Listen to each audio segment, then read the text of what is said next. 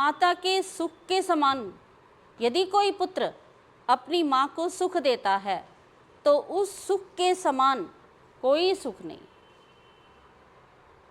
यदि माँ कोई आशीर्वाद दे दे, बच्चा उस कठिन से कठिन काम करने के को तैयार भी हो जाए और माता को उससे सुख मिले, ये हमारे सुंदरकांड में एक चौपाई है। हनुमान जी महाराज स्वयं कहते हैं, क्योंकि माता ने कहा बड़े बड़े राक्षस हैं, आप फल खाना चाहते हैं। सुनु सुते करहीं विपिन रखवारी, परम सुबट रजनी चर भारी। हे पुत्र, आप फल खाना चाहते हैं, परंतु बहुत बड़े बड़े सुबट रजनीचर, रजनी होती रात्रि, जो रात में घूमते हैं, वो भारी बहुत बलशाली हैं। अब हनुमान जी महाराज क्या कहते हैं, तिन कर भय माता मोई नाही, जो तुम सुख मानहु मन माही। यदि आप मन में सुख मानती हैं कि मैं जाऊं और फल खा करके आऊं, तो मुझे उन राक्षसों का भय नहीं है।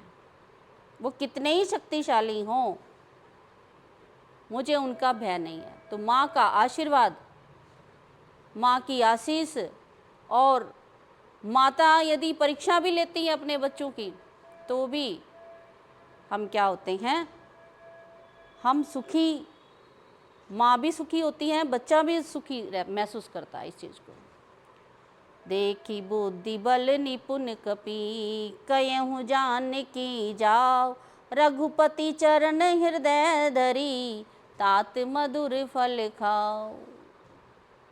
माता ने क्या कहा, सीता माता ने, भगवान को हृदय में धारण करके जाओ पुत्र, मधुर फल खाओ। यानी यदि प्रभु हमारे हृदय में विराजमान है तो बड़े से बड़े संकट का सामना करना हमारे लिए कोई बड़ी बात नहीं है। संकट स्वयं ही क्षीण हो जाएंगे, कमज़ोर पड़ जाएंगे, यदि प्रभु की भक्ति हमारे हृदय में विराजमान है। यही तो संदेश हमें सुंदरकांड दे रहा है कि हनुमान जी महाराज ने अपने मन में प्रभु को धारण कर रखा, सीता माता ने प्रभु को अपने हृदय में धारण कर रखा है। तो कितनी भी भयंकर परिस्थिति में वो दोनों हैं, लेकिन वो कभी भयभीत नहीं हुए। माता सीता कभी भयभीत नहीं हुई, न ही हनुमान जी महाराज वहाँ जाते हुए भयभीत हुए, रहते हुए भी भयभीत नहीं हुए। तो जब माता पिता का आशीर्वाद हो तो बच्चों को कोई चिंता नहीं होती। हम निश्चिंत रहें, कर्म अपना करते रहें।